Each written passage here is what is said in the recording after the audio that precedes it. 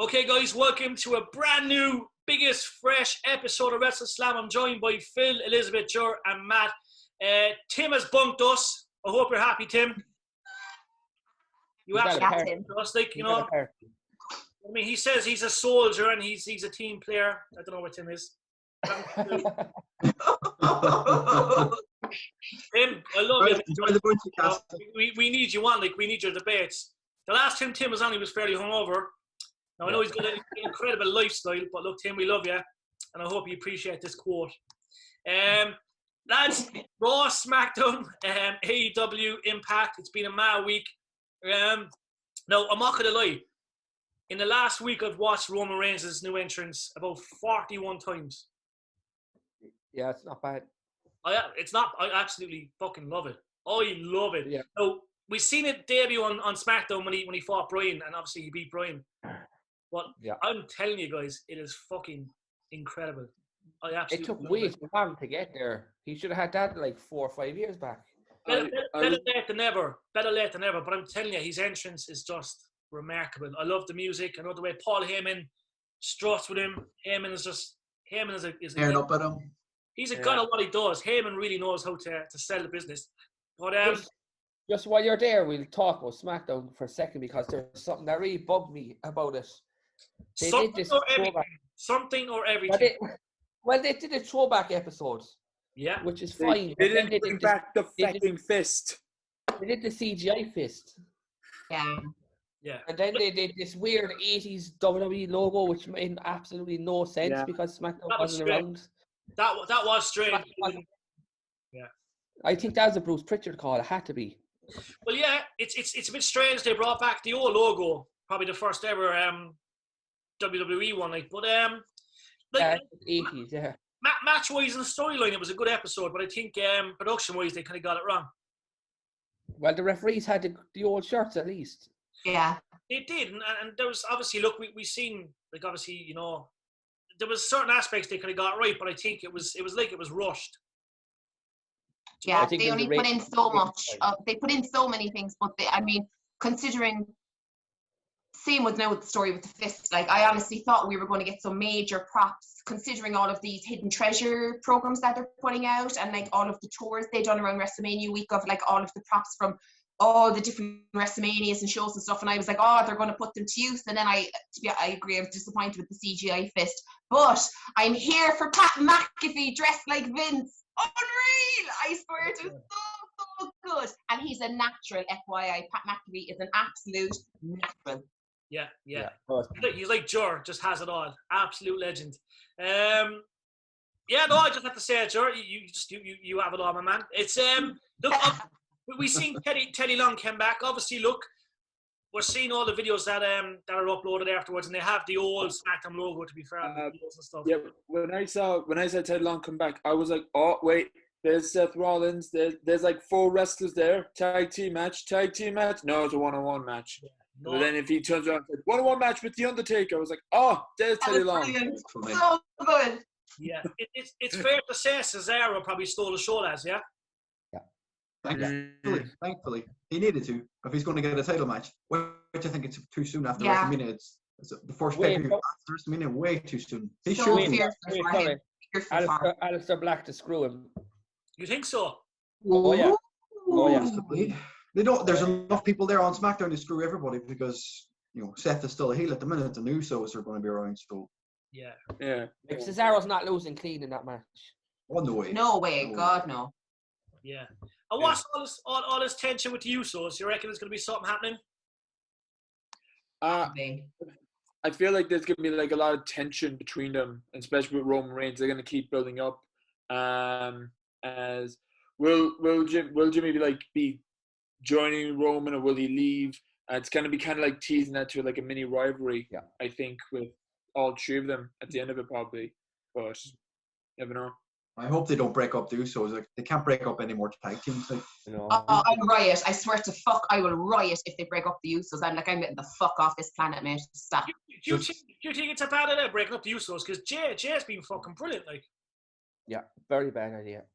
He has, but the Usos versus the Street Profits for the tag team titles when they finally take it off the 2 boys.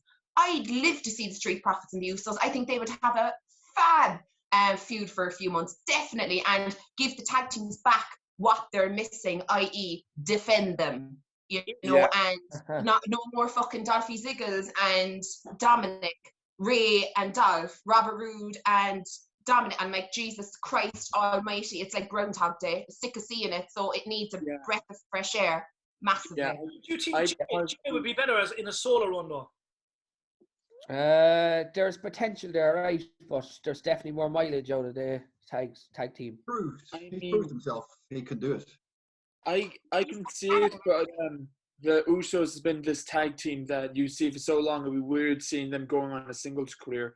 I personally like to see them winning the tag team titles. Like, to be honest, lads, let's just admit this now. Everyone will admit it, but the tag team titles picture can be here and there, like just randomly tossed a tag team that'll make no sense. So when the Usos won the tag team titles, even though it was just strapped on them, they made it look important. So if they give it to a proper tag team, like, even if the Usos isn't breaking up, give them the titles and they know what to do with it. Like, so that's how I feel. Yeah.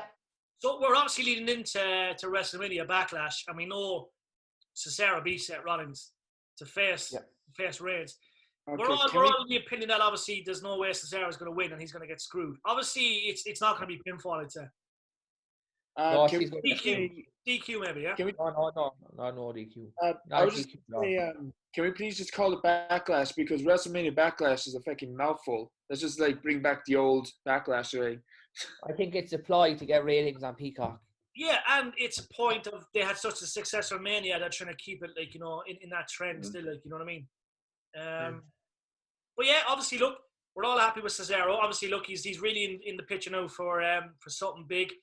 Backlash, I'm going to say Backlash, not WrestleMania Backlash, man. Backlash is upon us. You reckon it's the case of, look, Cesaro's going to do well in the match, and then obviously I personally reckon it's going to be a DQ. That's if it's a normal match. Obviously, there might be no disqualification. Like, if there's no disqualifications added to the match, obviously the Usos will beat the shit out of Cesaro. If they do that and then I do another match at the next pay-per-view, so Cesaro's not Money in the Bank, that's bullshit. Like, yeah. I don't know. It's interesting. Like, overall, my rate on, like, I actually stayed up to watch SmackDown. So I thought it was all right. As I say, look, storylines and matches were good. Like Dominic, like, you know, I'm a big fan of Dominic Mysterio, but like, they've really lost the ball with Dolph, I think. Dolph is really done the pecking order, like.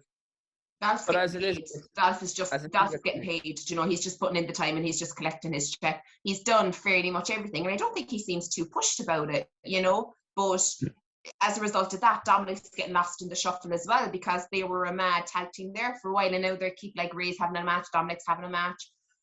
And I don't know why it creeps me out, right? It creeps me out, right? Every time I see it, I think of, do you know, when a child gets tired, cranky and pissed off trick-or-treating and you have to drag him home? That's what I think of Rey Mysterio piggybacking on Dominic. It just creeps me out. I just don't fucking get it. I'm like, why are you giving your dad a piggyback?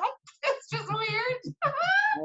To the ring, you know? Yeah, I think the Bobby Roode, Dolph Ziggler versus Rey Mysterio and Dominic is kind of on my list of storylines I just straight up just don't care. Because I'm just not a fan of Dominic, because of the fact that I feel like he just got in the WWE because he's the son of Rey Mysterio. He just did a little bit of training, ignored going on the independent scene, ignored going into developmental NXT, and just jumped straight to the main roster. That's kind of like you know, you just employed someone in your work that has no experience in this area whatsoever, but you think this guy's the future. Be like this guy. Ignore the people that has experience. He's not that bad. He just needs more training. Oh no, he's not that bad. It's just I just don't like how he just like got rushed into WWE straight away. It could be a lot worse though. They could put the Rey mask on him.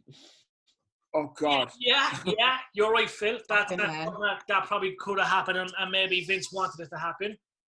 He needs to turn on his dad. He needs to turn on his dad and beat the shit out of Rey and go full on asshole heel. He'll get so much heat and go over so quickly. He just needs to take Rey out, you know. That's WrestleMania next year. Piggybacking him, you know. That's WrestleMania next year. How far can you see him go, Phil? in general, like I mean, no, in the years ahead, can he be Universal Champion, Intercontinental Champion? The thing is, you can't say that because I was thinking that about Ray, and Ray won the world belt. So yeah, but is it just the case he's there? He's there to sample and try something out, or is he there for the long take? Like he's there for the long time. Sure, he's only what 23. 23, yeah. Even that, yeah. Yeah, so he'll be there for the next 15 years easily. Should he be making a lot more noise though? Obviously, he's getting good matches and stuff, and look, he's doing. I think there's no crowd there. It's hard to tell who's good. It's hard to tell with no crowd who's actually getting proper reactions. Yeah, that's true. They're going to put the tag titles on Ray and Dominic. Oh yeah, they are one. Oh yeah. That'll be the first one. But they'll lose the tag titles a month later, and like they said, Dominic will probably turn on his dad, and they'll get a match at SummerSlam against each other. Imagine Ray turning him. No, that'd be brilliant. Oh my God, I'm here for that! I'm here for that! Oh my God. You're weak, son. You're weak, son. You're weak. Oh my son, Eddie was right all along. Wouldn't you just die for it? Yes. Yeah. Oh, but imagine that. Well, if he goes heel, I do not want him to mention Eddie ever. Greg, I was just going to make a plan. Jesus, yeah. You could know it. No shame. He'll come out in a "I'm Your Pappy" t-shirt and beat up Dom. When we were talking about Rey Mysterio and Dominic, I was debating like adding in a joke about like should they not father and son? Eddie's the real dad after all. We'll never forget that storyline. But cheers, lads, for airing that out. If he does go heel, I think he needs to change his whole look about him, his whole gear, his everything about him. Yeah, he looks like an Avenger or something like. Well, go over to Eddie Guerrero. Look, grow a mustache and a bit of hair. Yeah, I like it. That really makes it. Old enough to grow a mustache. Yeah. You can imagine if Dominic was facing Dolph Ziggler or Bobby Roode. If they win, they'll get a tag team match with them at Backlash. And Dominic Mysterio brings in a steel chair, tosses it to Dolph Ziggler or Bobby Roode, falls on the ground, and he wins by DQ. That's a straight up homage to Eddie, like father, like son. There, done. I don't mind stuff like that. I love it. Now I'm going to talk fast about the GOAT, probably the greatest of all time. Iconic in every match, every move, every way. Jinder Mahal. What a guy. What a guy. Now Jinder's back. He's come back quietly. There was no big promo. Returning next week, Jinder Mahal. He just came back. What's next with Jinder Mahal, Jor? Because I know you like Jinder Mahal. When he beat Randy Orton, one of the most iconic moments in wrestling history. The man's iconic. I actually love Jinder. All joke. I know I'm having a laugh. I absolutely love Jinder. I really do love him. And do you think they really need to do something with Jinder? Because look, when he was the main event, he was really good. Never really had a bad match. He was actually a great world champion, in my opinion. But what do they need to do with Jinder? How can they get him right and booked right? Get him away from Raw, first of all. Yeah. Because if he's on main event, that means he's going to end up in Raw. Another racist promo because Vince doesn't know how to write for people who aren't American. So he's probably only has some, he's got the two of the members in this year. Like, I don't know where the other member went to, but there's a new boy in that fucking segment. Yeah. They're going to end up in some sort of, stereotypical segment with probably replace the Bollywood boys, is that? Randy Orton and fucking. No, they replaced. There's two big Indian lads. One of them's replaced. I don't know what happened to him. Yeah. I don't know which one of them leaked the NXT result. Is that the one that's gone? Yeah, one of those guys. Yeah. Do you think Jinder's on the main event just because they brought him back last time and he got injured? Do you reckon they're just trying to play it safe? I don't know. Like, why have him on main event and having these two boys, big surprise appearance and there's new backup? Why not do it on a show that people are going to watch? They want to show tomatoes instead. Yeah. But this is it. I think Jinder would have a great feud with Drew. Oh yeah. Yeah. I think that's a great feud with him. Do you know? And there's also he drew away from the title for a little bit. Yeah. There's personal stuff. He asked that question. Yeah. I remember I had Drew McIntyre on for something last year. I remember asking him about it because Drew was hot at the time, and he was actually the champion. Sorry, and I said it to him. That was one of the questions I asked Drew. I was like, "We're on about Jinder Mahal, and I think he just got injured or he just came back. I can't remember now, but I said, would you like to have a future bout with Jinder?" And he actually loved it. Like he was like, "Fuck yeah!" He was like, "Yeah." you know what I mean? We go back so far, like. Yeah, because never mind, 3MB about like with that group. They act. I know I mentioned Heath Slater, but Heath Slater, Drew McIntyre, and Jinder, they actually do go a long way. They actually do have a connection. So if you remember when Heath Slater came back and cut a good promo with Drew McIntyre, never mind what he'll do with Jinder Mahal, because you can now see that they're not just a random group that got tossed in together for comic relief. They actually do have a bond. So seeing Jinder facing Drew McIntyre will be a good build up. And maybe some of us who would roll their eyes about Jinder Mahal becoming WWE champion, if he gets a good rivalry with Drew McIntyre, we'll take him better, we'll take him seriously, and then we'll think, yeah, we can see him going for another WWE title run. So yeah, just that one rivalry will kick him off, like. Yeah. But as well, it's just going on there randomness because we're talking about kind of fellas, but Mansoor was a really weird Raw introduction. Very strange. And then, he's what was it, 49-0, his undefeated streak, and he lost by DQ, was it? Yeah, it's not good. Yeah, it wasn't good. What the fuck was that about, So I think they're doing it now because they have time before they go to Saudi, or else they were planning on giving him a huge win when they go back to Saudi. Yeah. Surely he won't. Well, another huge win when he goes back to Saudi. Yeah. November, I'd say. I don't know. Yeah. It's mad. Weird. Look, there's been a lot happening, obviously, in all corners of the world. Raw was pretty good. Obviously, there's talks Vince McMahon has a new TV project. I was going to touch base quickly on the dark side of the ring, season 3. Obviously, there was a Bryan Pillman episode. I've seen the first part and the second part. I know Jordan Elizabeth watched it. What did you think of the first part, guys? Do you think it was good? Yeah, brilliant. It's troublesome, the industry. Every time you watch a dark side of the ring, you're worried about people who got into that as a career. Back in the day, the shit they used to get up to. Yeah. His family life, they suffered immensely from his life, but. Yeah. That's the thing about wrestlers. You have to love the business more than you love your family. Yeah. It happens all too often. Yeah. I remember Edge when he. I know I'm going off random, but you need to hear me. When Edge made his retirement speech, he started off thinking that non-wrestling fans, people think that it's just a bunch of lads and girls tying up a lace of boots, stepping in the ring, and just jumping around. It's more than that, and I feel like Dark Side of the Ring can explore that. It's not just for wrestling fans, for non-wrestling fans or even observers, to show that this is what wrestling can be. Is you need to sacrifice everything you love, all your free time just for this art form that is wrestling. And I think that's what Dark Side of the Ring is all about, and exploring more about these facts that we need to be aware of. Yeah, these are not just. There's an episode. These are not just. There's an episode. Like these. Oh, sorry. Yeah. God damn it, no! But that these are not just like a bunch of guys and girls just jumping around the ring. They're human. They actually have a passion. So that's why I feel like about Dark Side of the Ring. Of course, I didn't saw Bryan Pillman's documentary. I know of it, but I didn't know Dark Side of the Ring. I watched a few episodes. So. It's only new. It's only fresh. Phil, what we saying there, bro? No, I was saying there's an episode coming up about the plane ride. Yeah. Yeah. That was a float out of England, was it? Yeah. I think it was, yeah.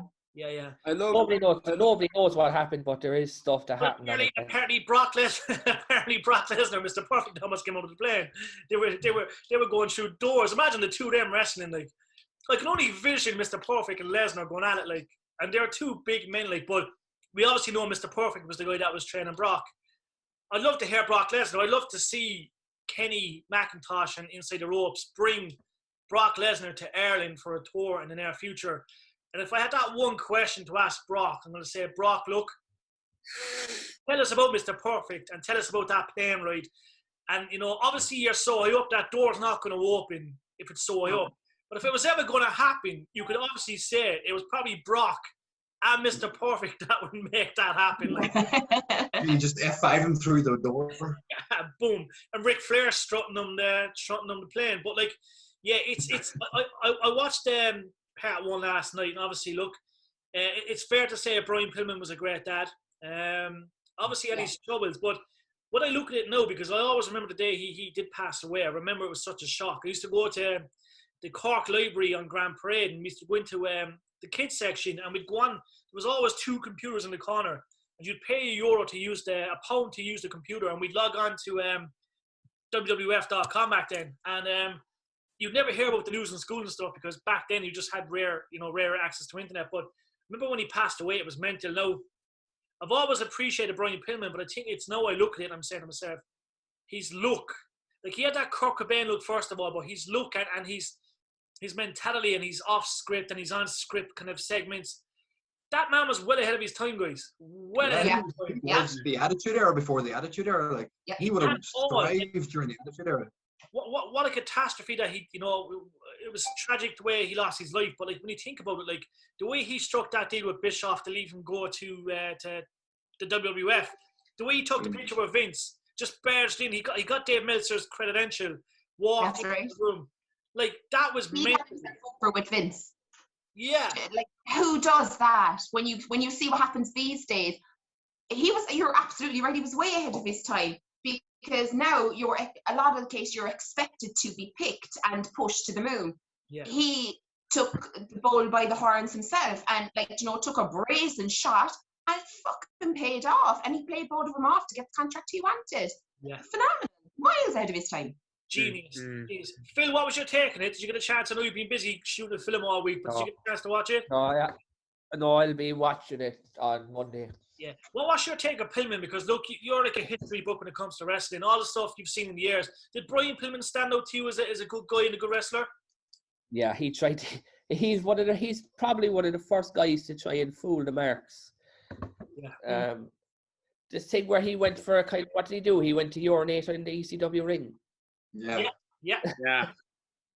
Fooled everybody. But no, he tried to fool the marks, but I think people didn't know what was real and what wasn't. He was the kind of first guy to kind of bring that in. Yeah. Didn't know where he stopped, Yeah, the shame about him is that he could have been world champion, and when you see guys who won the belt and he hasn't, it's kind of sad, really, to be honest. Yeah, he was definitely way ahead of his time. Way ahead of his time, I should say. But he's he would have been brilliant for Steve Austin to fight him in '98. That now. They mentioned that during the documentary. It's if he had been around, it would have been Steve Austin, The Rock, Brian Pillman. That in that order, they would have been top 3 instead of just the 2 of them. He was so far ahead of his time. Yeah. I think he would have taken Mick Foley's spot there around WrestleMania. Yeah. Big time.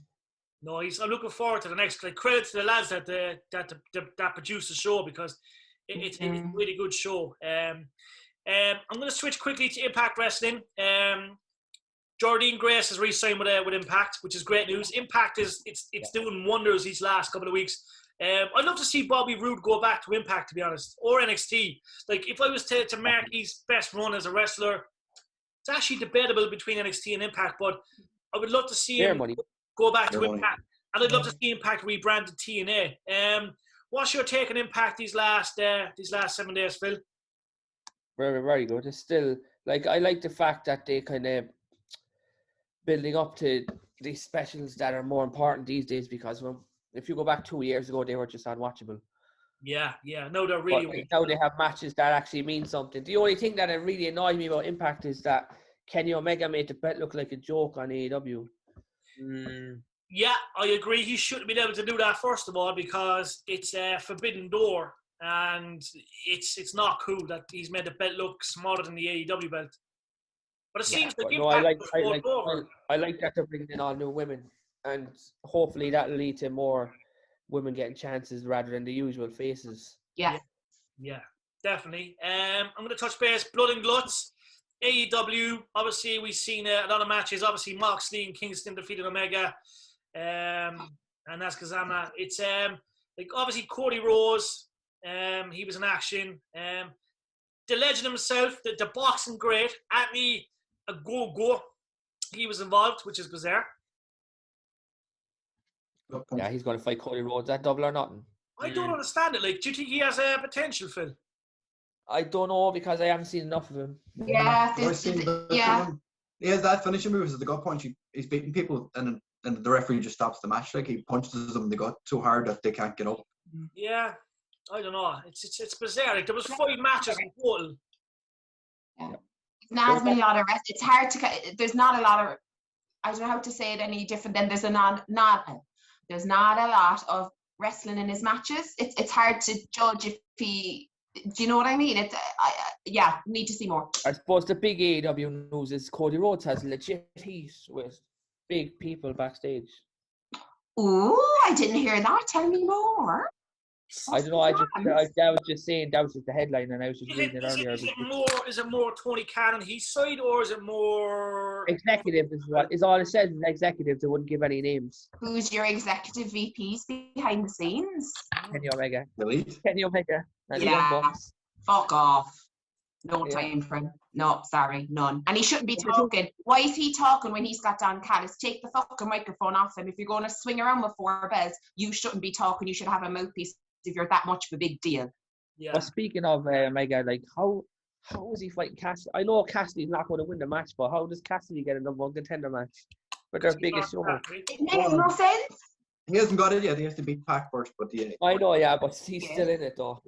But whoever was there popped for him, so I'm kind of, you feel like you're kind of out, you've been left out of the joke. And you're like, do you know something that we don't as to why he's been railroaded to the top or something and getting this shot with Pac when we've seen not an awful lot of Pac? So yeah, I feel like I've kind of missed something or something. They're trying to make the rankings look like they matter. Like when they first started out, they were going with the ranking structure that, if you're top of the rankings, you'll get the title shot. So they haven't been doing that for a long time. So now it's been called out. So Orange Cassidy is top of the rankings alongside Pac. That's why they're doing it. That's literally the only reason. It's their poorest build-up. It's their poorest build-up to a pay-per-view.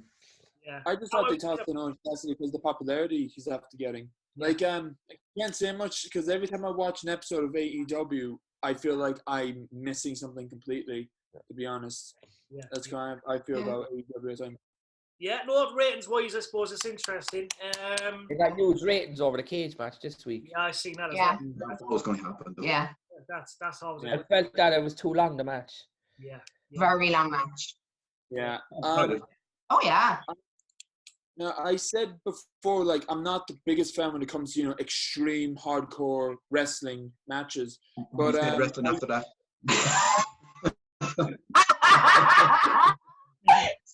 Oh my God! Snap. Damn right, snap. But anyway, I lost my pace. No cheers. But I can understand why they made the match too long because there's so fucking build-up of the match with that last promo beforehand with the Pinnacle and Inner Circle. So of course, the AEW thought, this is the biggest match. We're gonna make it at least a bit longer. So yeah. No, it's been a crazy week. It looks like we might be stepping closer towards events returning down the road. Very, very hopeful that come September, October, we will be back at OTT Wrestling. Obviously, Phoenix in Cork. That'll be great. Looking forward to getting there. Obviously, we might see NXT back in Dublin as well. But fingers crossed we are back to live events soon because we're missing all the OTT stuff, the Phoenix stuff, and doing our own stuff. A lot of stuff in the pipeline for WrestleSlam to be out and about and doing many, many great things for sure. Lads, it's been an honour as always having you on the show. I know we're all busy and we have a busy weekend, but we're all committed. Timmy. Love you, Tim. I hope everybody donates. Yes, start us into life. How'd you get on last night, lads? What time did you start? That was at 3, 4 in the morning? We weren't too bad. We were about 5. 8 hours ago. Yeah, I think we were about 5ish, but it was. I done it last year before. Yeah, it's fantastic, and it's okay not to be okay. That's always a key thing, guys. Moving forward, it's okay not to be okay, and there's always light at the end of the tunnel. So, Jur and Elizabeth, credit where it's due. Well done. Congratulations. Well done, lads. Great feat. You feel like $1 million after it. Matt, Phil, Elizabeth, and Jur, we will catch you on next week for another brand new episode of WrestleSlam. Stay tuned. There will be content via WrestleSlam next week as well dropping. We're not going to say who, but there's a couple of guests lined up for next week. So do stay tuned. They will be on the Sportsman's YouTube channel. Be safe, guys. We'll catch you soon and have a great day. Yeah. Cheers, guys. Bye.